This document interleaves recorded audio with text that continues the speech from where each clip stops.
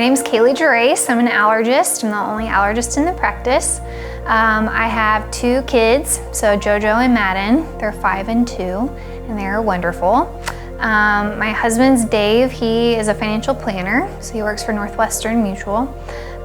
We have lived here since 2019, but I lived here off and on, went to college here, went to med school here, went around for training, but we were happy. We call Louisville home, and we were happy to be back. A lesser known fact about me would be I am like a giant 3rd grader in an adult's body. So I would live on like junk food if I could, I think. My best friend was joking. She was like, you would live on Cookie Crisp and Cinnamon Toast Crunch if you could. And she's not wrong. I like to spend time with my kids. Being a full-time working mom, I feel like there's never enough time. But I like to spend time with my kids. We like to go to the lake and go swimming.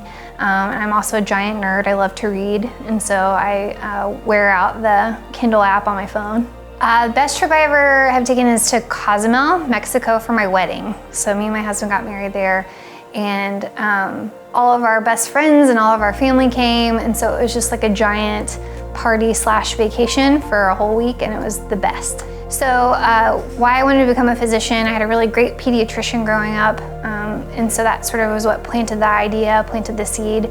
And then I also had a really great guidance counselor in high school, and so she recommended that I apply for the GEMS program at U of L. And so I applied for that and I got it, and so things just sort of set things in motion, and it's worked out really wonderfully for me. I think the thing that makes me unique in my profession is being a mom. So I have 2 little kids, and so I think that it changes the way you practice, it changes the way that you see things. You start to realize like, oh, everything in life is not black and white, there's a lot of gray. And I think it gives me a lot of empathy for my patients and their parents, and that life gets busy, and trying to find ways for people to be compliant with medicine, and also trying to understand the stress that can come with some of the diagnoses that we make, like food allergies and asthma, and so I think that helps me to be a better doctor.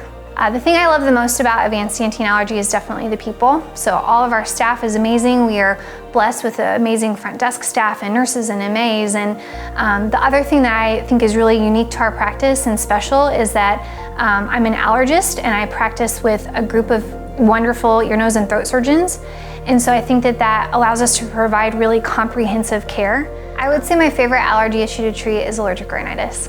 It is one of the only things in Western medicine that you can fix. All the other disease processes you can treat and you can make people feel better, but with allergy immunotherapy, shots and drops, you can truly fix the problem so that they can go on and live their life and not have to worry about their allergies anymore.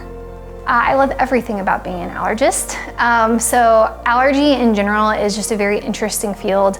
I get to see adults and children, which it's one of the only subspecialties where you get to see everybody. You get to see the progression from childhood through adulthood. You get to make people feel better. People who come in with allergic rhinitis and asthma, they feel terrible. And so you get to change their quality of life. I think anytime you make a tricky diagnosis, it gives you like a sense of internal pride.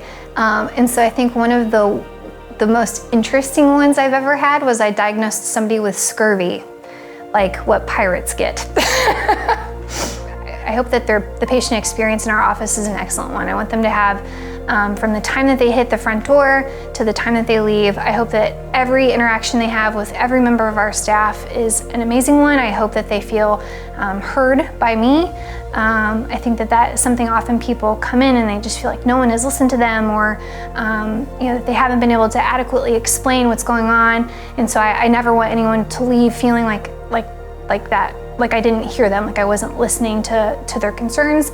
And then I want them to go home with a good treatment plan, a plan of care, make them feel better.